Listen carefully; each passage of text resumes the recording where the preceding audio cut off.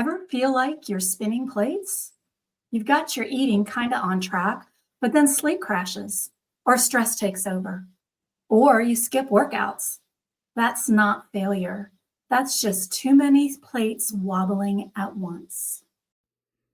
Why do we keep going back to quick fixes, even when we know they don't work? Welcome to the Coach's Hotline.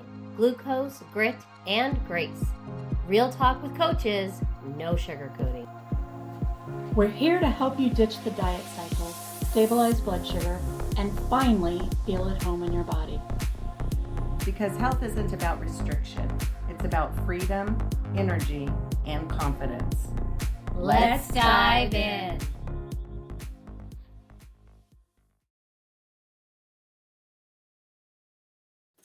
All right, everyone, welcome back to Glucose, Grit, and Grace, episode 4. So how's everyone doing today? Doing good. Very good. Good. We got some much needed rain and now it's sunny and now we're not supposed to have rain for another month, but that's the way it goes in Ohio. So I'm Elaine and I'll be guiding you through today's conversation.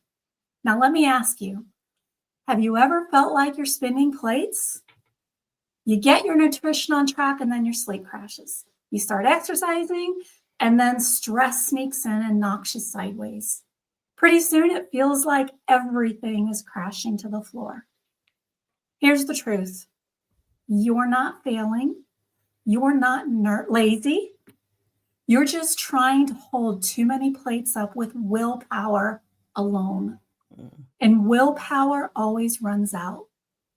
What we need instead is a system. Last week, we talked about our why, the anchor that gives you motivation. This week, we're talking about the system that keeps you going. The 6 spinning plates of health.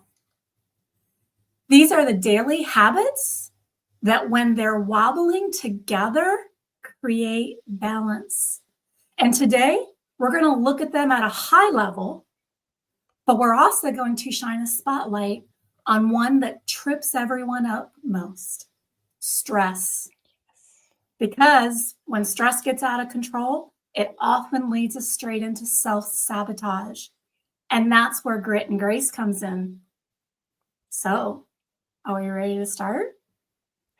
Yeah, can I start with a question? Sure can. Go right ahead. Have you ever felt like you had, like, give us an example of a time that maybe you had one part of your health together, but another part just fell apart? Has that ever happened to you? No, never. I wish I could say never. Our coaches were perfect, right?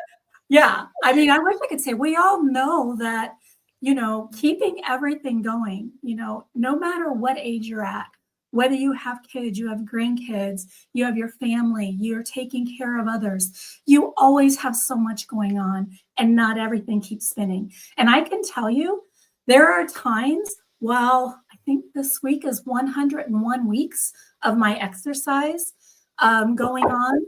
I know, I'm so excited. I'll hit 2 years next week. But anyway, it's not always been easy. So I started out 5 days. Some weeks it may have only been 1 day a week. So it was wobbling. So I really had to work to get that going.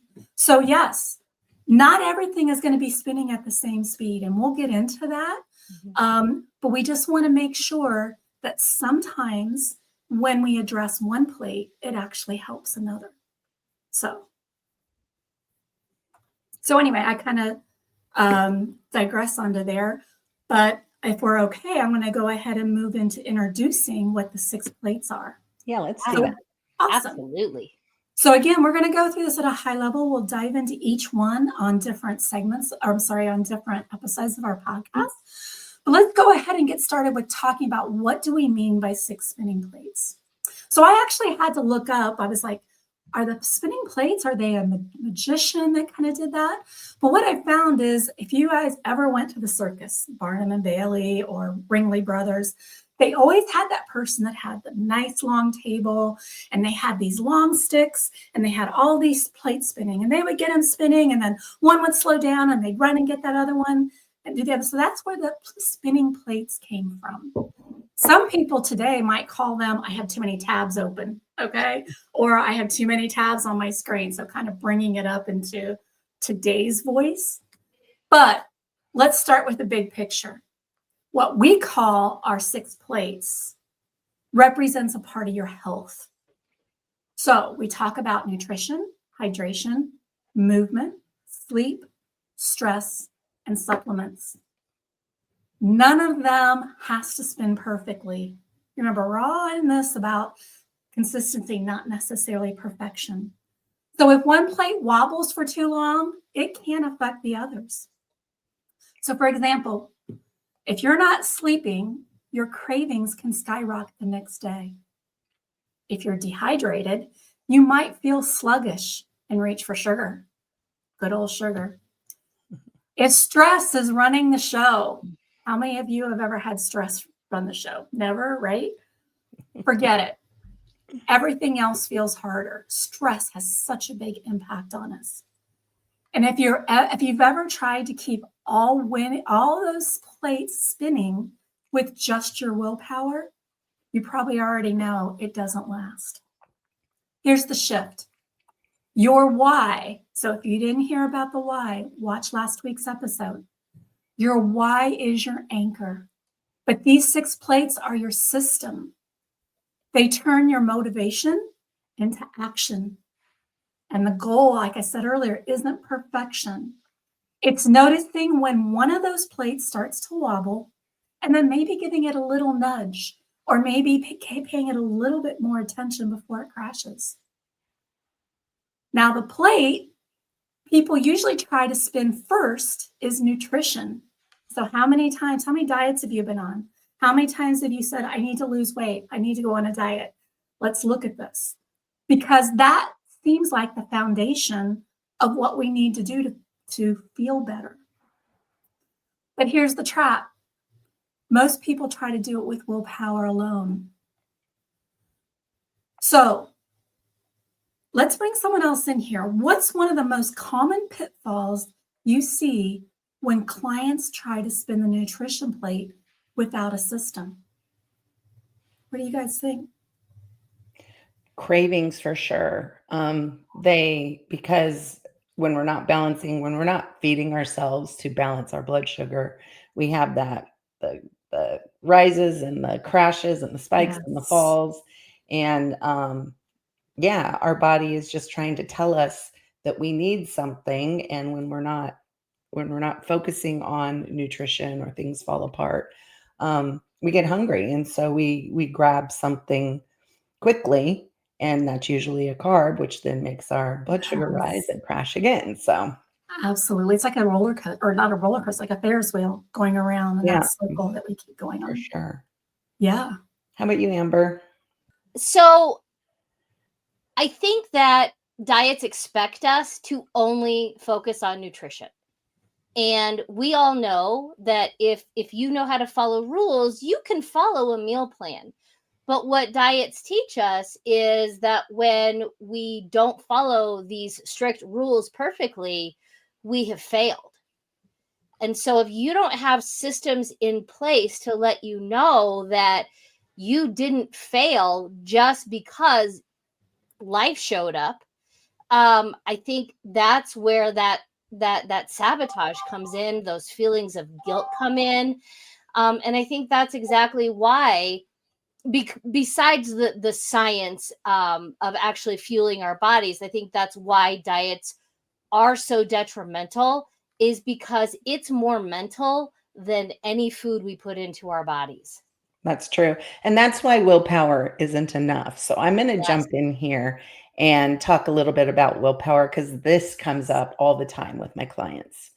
The idea that they have to white knuckle their way through hunger and they fail, or that they can't stick with healthy habits. I mean, how many times have we said in the past, I know what to do, I'm just not doing it, and so I must be a failure. Mm-hmm. So my clients are thinking that if they aren't sticking with healthy habits, that they must be the problem, that they're lazy or they don't have the willpower. Or the worst kind of mindset that comes around this is that I'm bad, as if good and bad are a scale for health. and it isn't, right? Right. So have you guys ever said to yourself in the past, obviously not now because we're balanced now, but you know, have you ever said, I'm not disciplined. I don't have enough willpower to not eat the candy that, or the chips or whatever, or the cookies Right. that are sitting on the counter. 100%. Yep. Yeah. All the time. So, but it's not about willpower, is it? It's not about No, this. It's not it's about not being good enough. It is about having systems to be able to give us momentum so that that momentum can help us instead of having to have willpower to do it. So let me give you an example. I worked with a client who said, man, I know I need to exercise more, but I just can't make myself do it. She said, I have a gym in my apartment building and I mean, it's easy. It is like, there's a sign when she gets off the elevator, gym this way, gym to the right, she goes to the left. And she says, it frustrates me. I know I need to do this, but I cannot make myself do it. So we looked at her day and then we created a system that she could use to encourage exercise. So through coaching, I learned that she had to get to work by 9 and she wanted to exercise in the morning instead of after work because after work, you know, there were always she's young, she's in her 20s. There's always opportunities to go out with friends and go do things after Sure. work. And she didn't want to miss out on that part of her life. So she says, I really want to exercise in the morning, but I keep hitting that snooze button. Morning just comes way too early. So we worked through this on a coaching call and she figured out what she needed most was accountability. So she signed up for a 6:30 a.m. class. Woo. And it's the kind that charges you a fee if you don't show up. Because she Oh, said, I need this. I need this accountability because I don't want to pay anything for something I'm not doing. right. So now she gets up and she makes it to her class 3 times a week. So her system is that she goes to bed a little bit earlier. She has her workout gear in a bag ready to go before bed. And then she can just roll out of bed and go to the class because she doesn't want to pay that missed class fee. Good So for that was her. a system that worked for her to be able to spin that plate. Yes. Another example is nutrition. You talked about this a little bit earlier, Elaine. So food cravings, right? It's another example of how willpower does not work. So most people see cravings as proof that they lack self-control.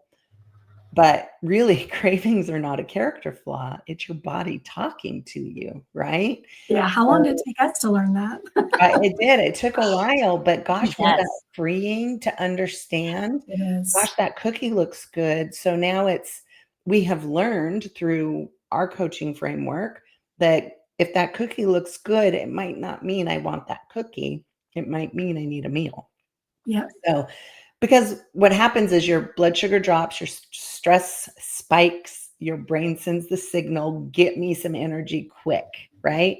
So then that's why we open the pantry door. And if we don't have a system around our nutrition, we grab something that's quick, which is usually a processed carb because that's quick. Sure. Or for me, it was ice cream. It Yeah. always looked irresistible because My gosh, favorite. that would fill a lot of needs, right? To have some ice Right. cream.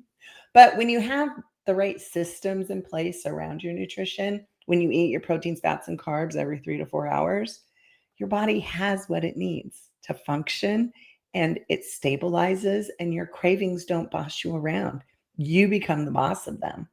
So you don't have to white knuckle it and you don't have to give your body what it doesn't need.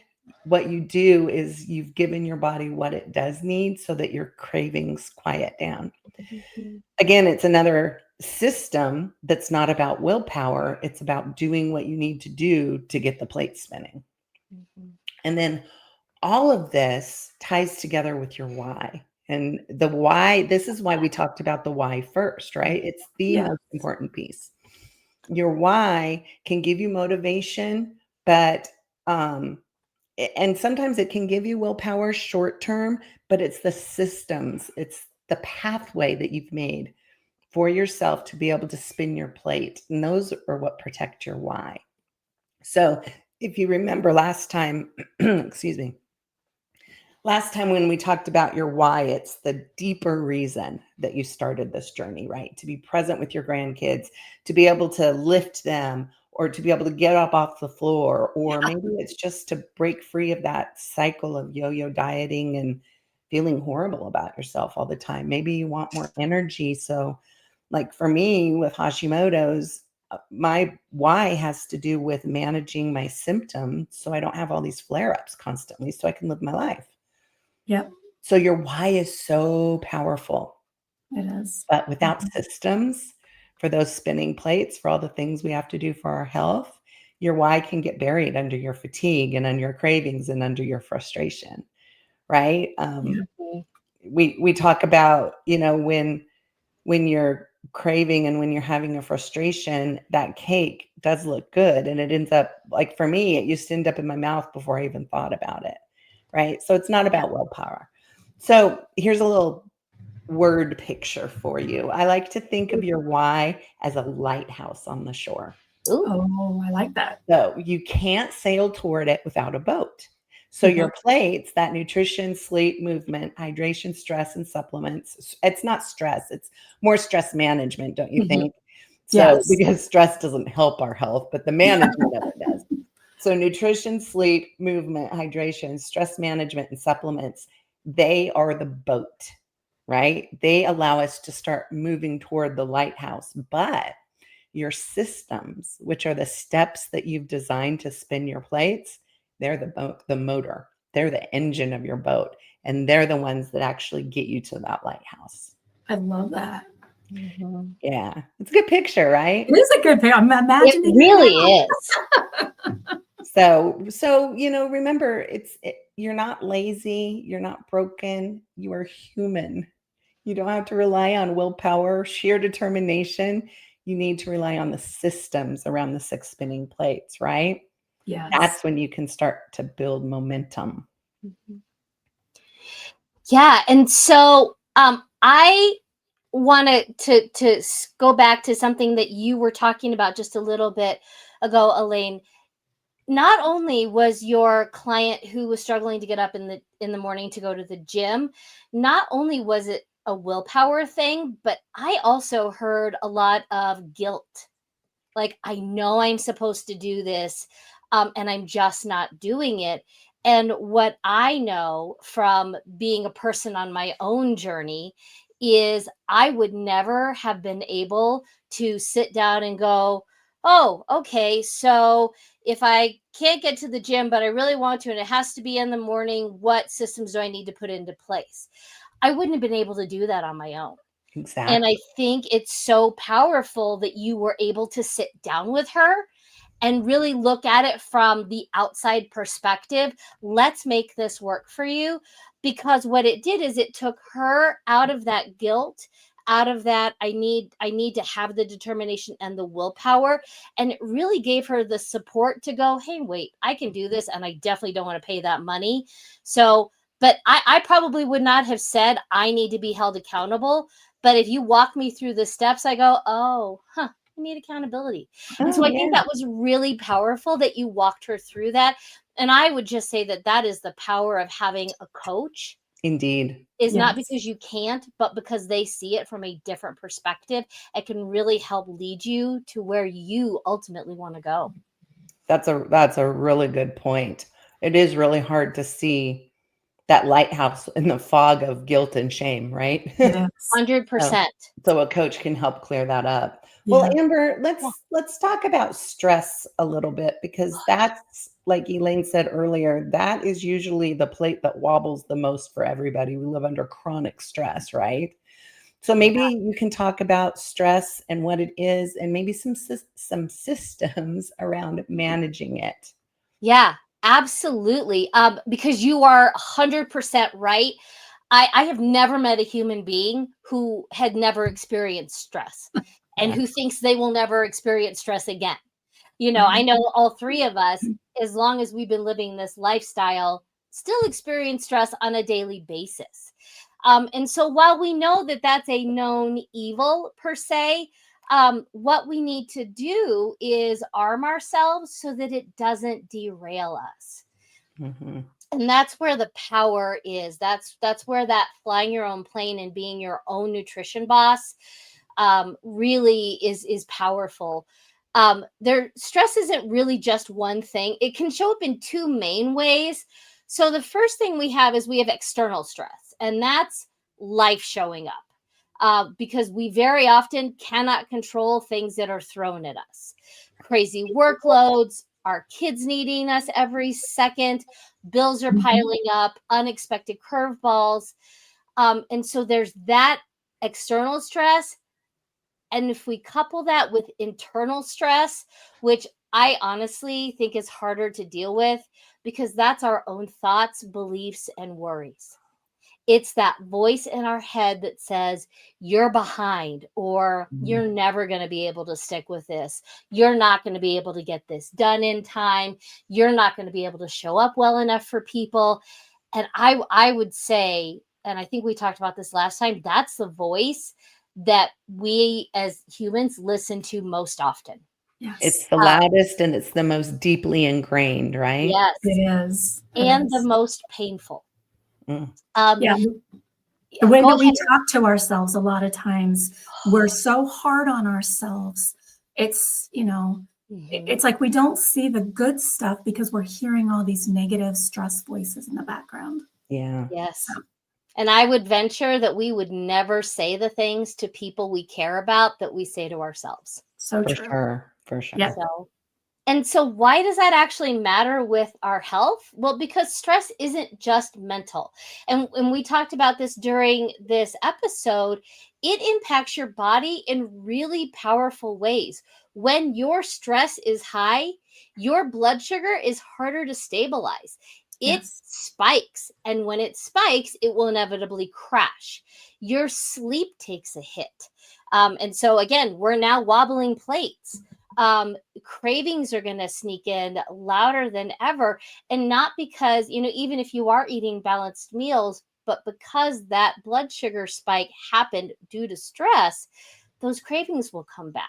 And they're louder than ever. Have you ever noticed that late night munchies really hit the hardest after a stressful day? Yes. That's not a lack of willpower. That is the stress hormone telling your body, I need quick fuel. My blood sugar has spiked. I need me some carbs to bring that down. And when we're in that mode, we very often will grab our go-tos. And I'm going to throw it out there. It's probably not an apple or that salad with chicken, right? No, your default is usually chips, or it's a candy bar, it's chocolate, it's something, because not only do we need those carbohydrates, but in times of stress, we need to be soothed. And we've learned that when we have chocolate, we're feeding our soul. And so it helps us feel soothed. It also physiologically takes care of the crash, in the sense that it will put out that insulin. However, it's not as sustainable. And so there will still be a crash. Yeah. My inner voice says I need a reward for everything I went through today. Yes.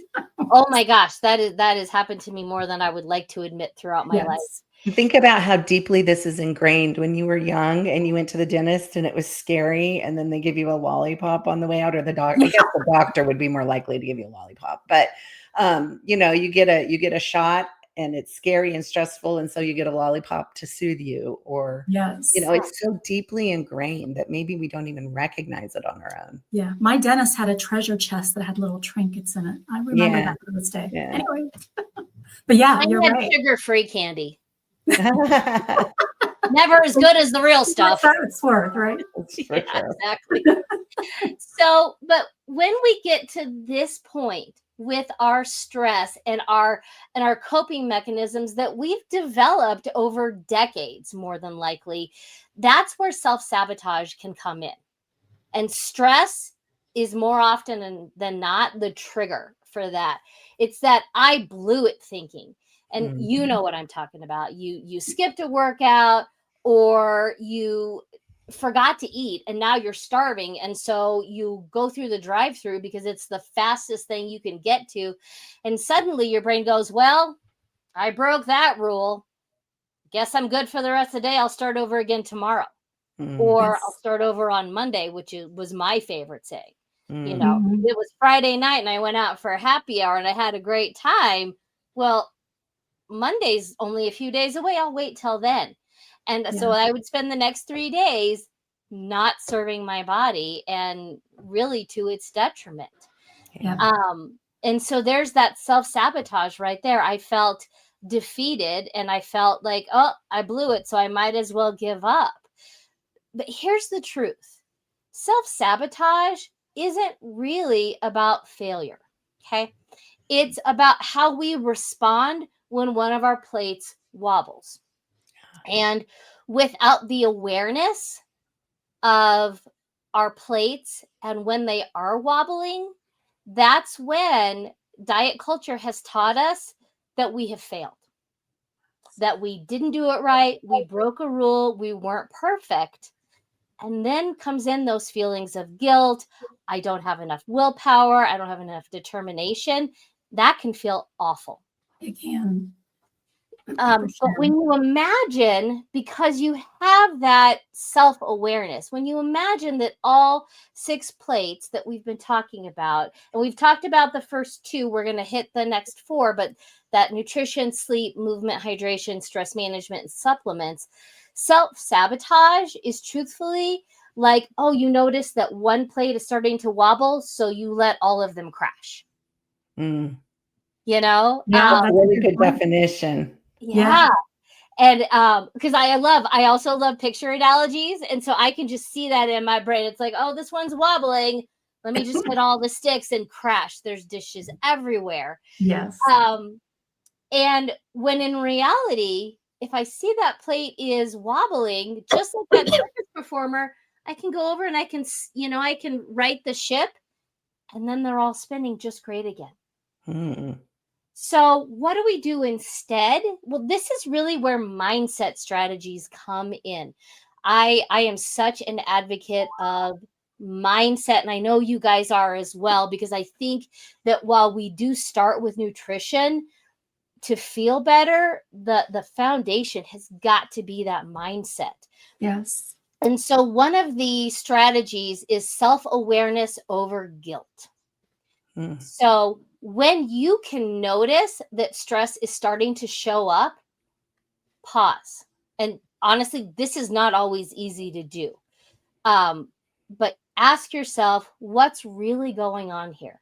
Because a little bit of self awareness can really stop guilt from spiraling into self sabotage. So if you have had a stressful day and you want to come home and grab that ice cream or grab a tasty adult beverage, stop and ask yourself why. Am I doing this because I had a crappy day and I just need to feel better?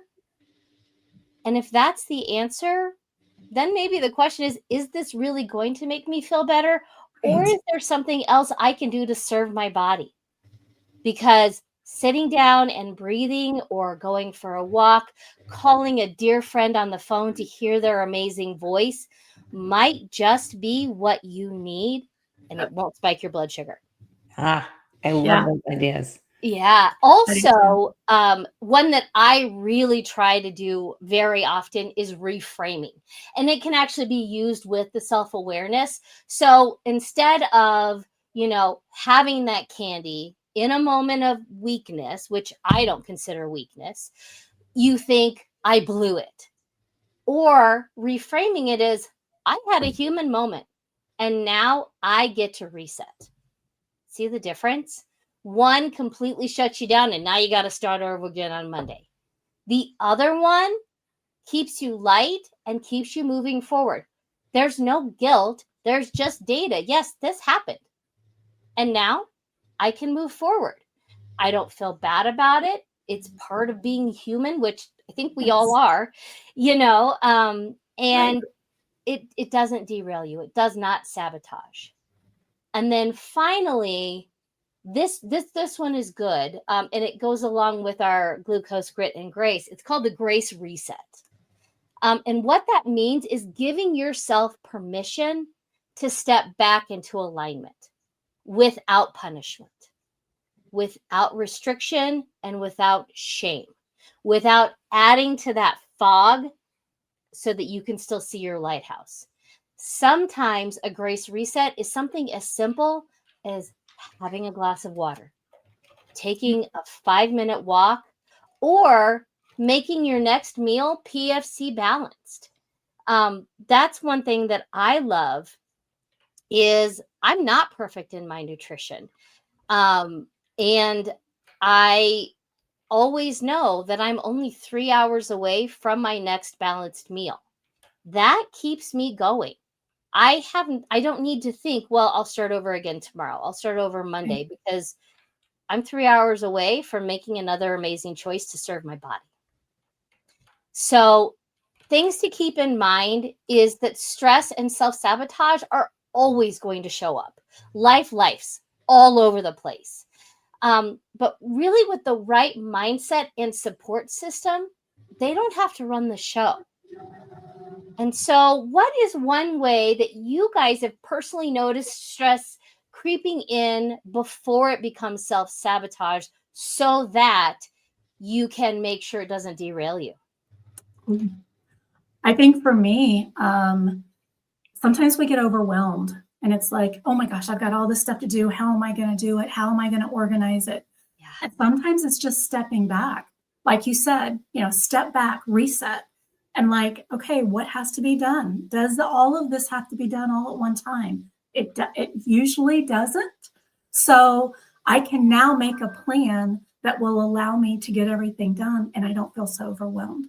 So definitely that reset one, or reframing and resetting is something that I have done quite a bit of when I do feel overwhelmed. So for me, I find I can tell by body cues. My jaw feels tense. Yeah. And I'm doing this a lot.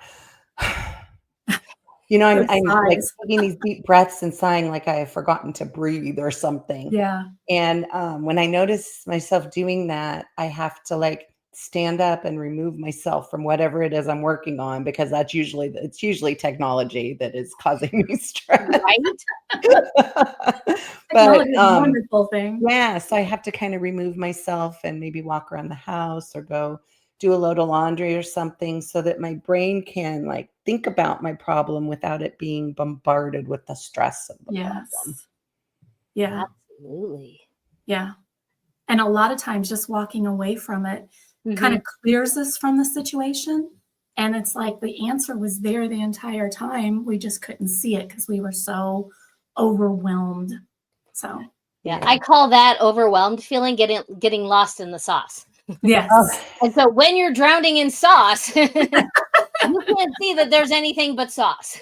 That's right. That's right. And so, keeping with the lighthouse theme, your life preserver can pull you out of that sauce. There you go. And then you have an opportunity to go, oh, all right, let me look at my lighthouse, remember my why, and I've got this. Yeah. Yeah. So this was all so good. And I loved, Amber, that you reminded us that self-awareness, not self-criticism, is what keeps those plates moving. Yeah. So let's get a little practical here, because I know our listeners want to walk away with something that they can do today. Absolutely. So the truth is, you don't need to do all 6 plates at once. We didn't. We tackled them a little bit at a time. So pick one. And again, I know we haven't gone through all of them, but if hydration is your weak spot, are you getting all of your water in? That you need to, because hydration, and we'll get into that later on, hydration is so important. But start with 1 glass a day, right? Put something by your bed as soon as you get up, drink a glass of water. If your movement plate is wobbling, try just a 10-minute walk after dinner. One of the things that I do is during commercials, I will get up and walk around my living room, or I'll go to the bathroom, or I'll switch laundry over just to get up and start moving. And you would be surprised how that adds up. For nutrition, if you guys aren't eating protein with all your meals, maybe have a little bit of protein. Look at a little bit of chicken, look at some yogurt, whatever it may be. So instead of having carbs and fats, look at your plate, see if you have protein there. If your sleep's a little off, maybe turn off the screens. I didn't think screens bothered me, and then I realized they were. So I actually don't go on my screens after like 8 o'clock. So I might check just something small, but I make sure that I am turning off those screens at least, a couple hours before I go to bed. But did I start there? No.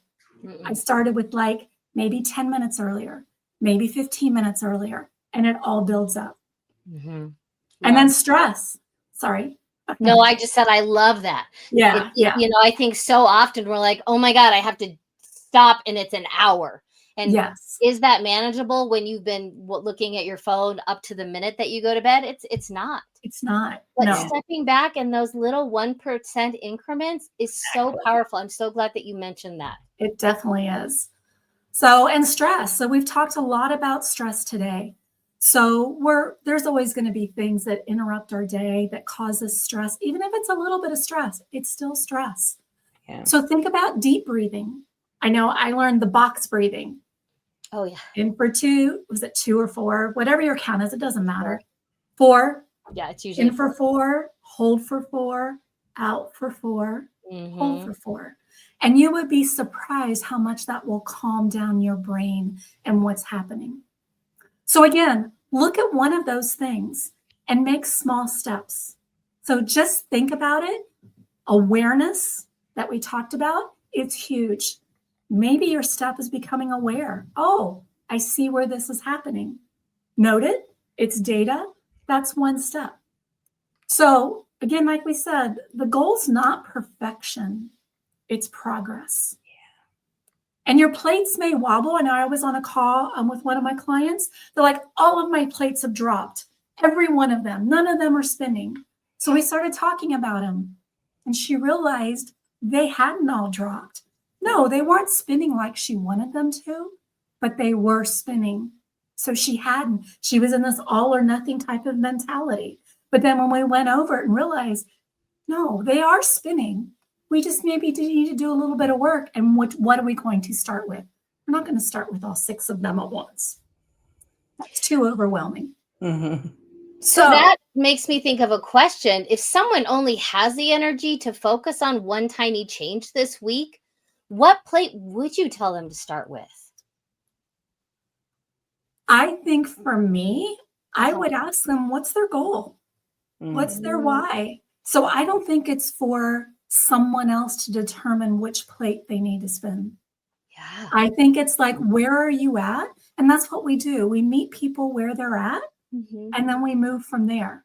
So I know you guys would love a definitive answer. Yes, you need to start on this plate. There isn't one. But there isn't one. Everybody is different.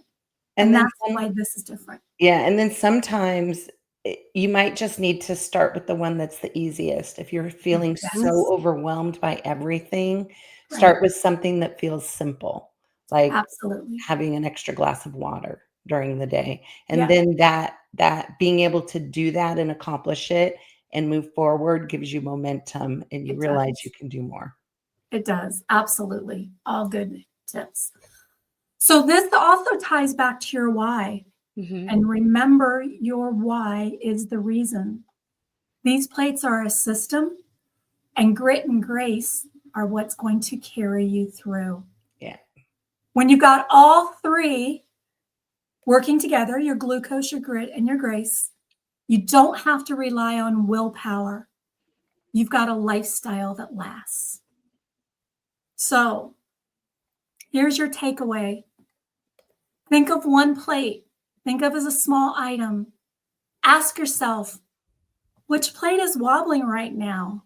Or what is one simple step that I can do to maybe steady it a little bit? Health isn't about spinning one plate perfectly. We will never have every plate spinning perfectly. Maybe one plate won't even spin. We want to keep them spinning. All right. Even if they're wobbling, it's okay. It's about keeping all 6 wobbling together. All right. So I know that's kind of hard to see, but we just don't want them to fall. They may be wobbling, and that's okay. So when a plate does wobble, though, and maybe it's maybe it's wobbling a little more than you want it to. Remember that it's not failure. It's just a signal that let's step back, let's reframe, let's reset, and let's go further to our lighthouse. All I right. love that. I think that's the biggest message today, right? Is that Yes. it's not that we are failures because we don't have willpower. It's that we need the self-awareness to realize that we have the power and we just need to take a step forward. Yes, we do. That's awesome. So this week, guys, pick a plate, pick a step. If you're not sure what plate it goes into, that's fine. Don't worry about the logistics. All right. Pick one small item that you want to work on or something that you feel is wobbling. And what's one simple action you can take? If it's stress, do a 2-minute reset. But don't slip into self-sabotage. All right. So next week, we will get into more of our spinning plates. All right. Anyone else have any closing comments? No, so So much good powerful. stuff. I know. Yeah, it really is. Yeah. And really just encouraging our listeners out there to just take one teeny little step. If it's, I know I should drink more water, 1 extra glass a day. If it's, I know that I stare at my phone until I turn off the light to go to bed, do it 1 or 2 minutes before. Each night, go back a minute. They don't have to be big, profound. It's those teeny little steps that move you forward, that get you to where you want to be. And there's so much power in that. Exactly. In fact, why doesn't everybody who's listening, if you've picked a plate or you've picked an action step, put it in the comments, and then we'll be able to cheer you on. We will. Absolutely. All right, ladies. Well, it's been awesome talking with you. Love all of the ideas and stuff that are going around. Yeah. And we'll see you at the next episode. Yeah. See you later, everyone.